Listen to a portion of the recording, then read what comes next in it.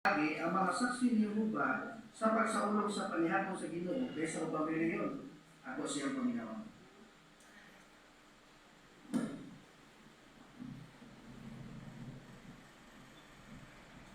Kasi sa unang Korinto 11:20, ano na ito sa papunto din nga nagpakita nga daghan sa mga reliyon karon nag-observe sa Lord sa evening meal kasayop na pagi. Pero akong basahan din ang 1 Corinthians 11:20. Aliyo, kanyang Bible. Nag-ingon direct. Diyan nagtibo mo aron mo kaon sa kanihapon sa Ginoo. Wala ninyo kinihimuan sa hustong pagi. Klaro kayo ang Kristo.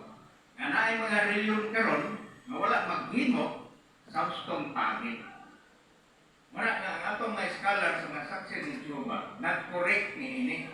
O kung na'y nakapalahi sa mga saksi sa ilang pag-observe sa Lord's evening meal.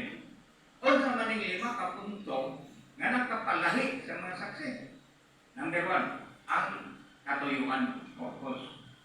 Number 2, ano sa o kapila kini himuon. Number 3, pizza o oras. Number 4, tinapay o pino. Number 5, pinsa ang mukarte. Winali ang number 1, katuyuan. Ano man ang purpose? Ganun nang nahimuon man ang maong selebrasyon. Bueno, balik tayo sa 1 Corinthians 11:24. Mao ni ang purpose. Basahan na ito, nagingon.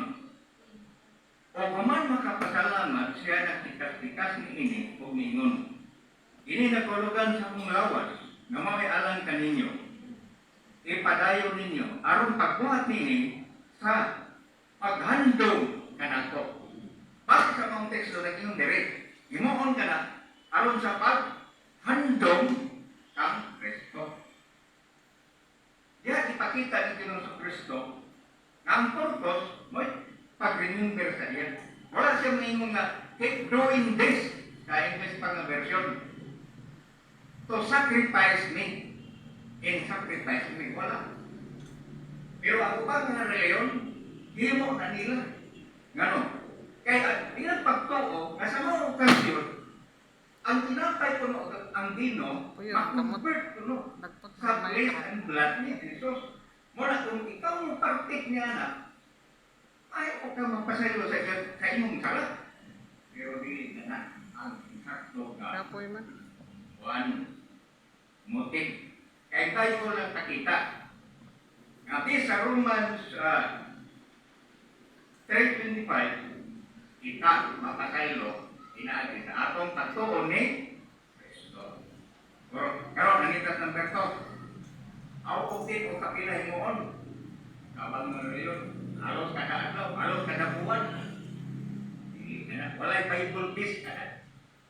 Number 3, date and time.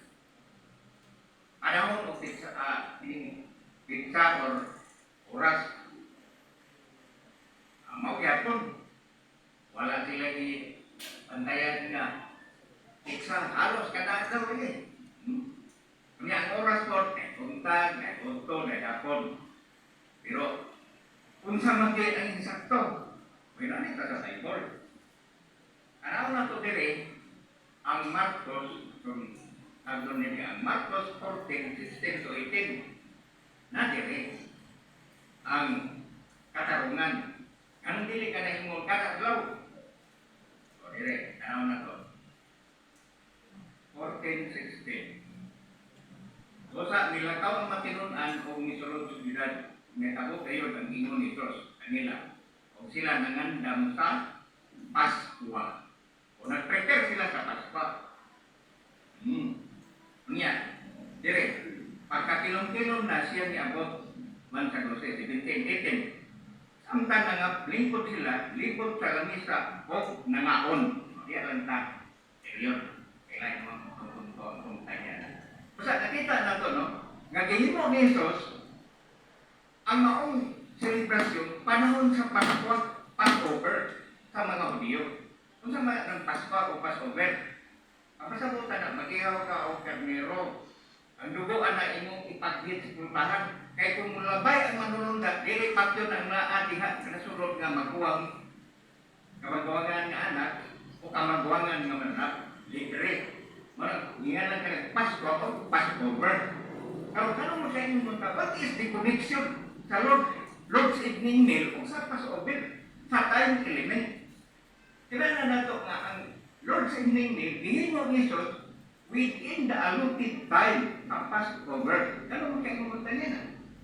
Asama na ito, sumpay diri, ang verses 22, sa mauragan ko na text of diri sa Mark 14. Tanaw na ito Muna yung sequence.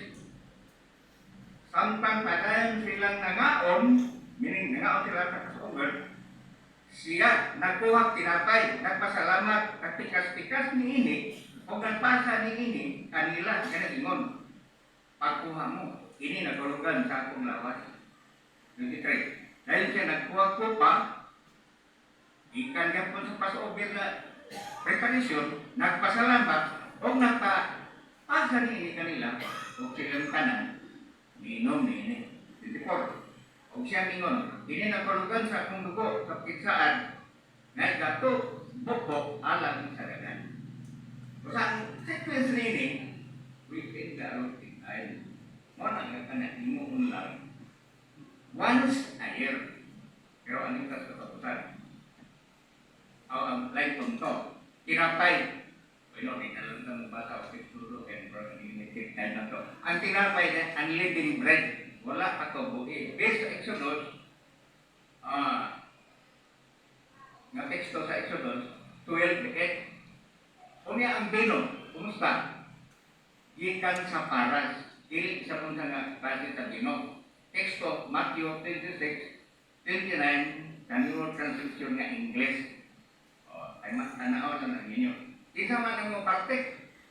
Abi sa Lucas 22:19-20 o 22:30 ang member lamang sa 144,000. Nakapalahid kita nga punto sa masaksi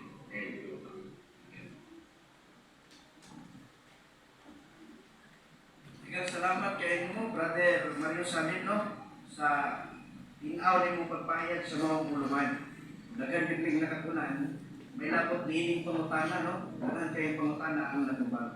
Pero samtang ikublihan ni mo ang pakitulong, ibatayan ka lang mo dinis ko na ng size, hindi may lapot sa inaw nga pagpadapat sa kasulatan.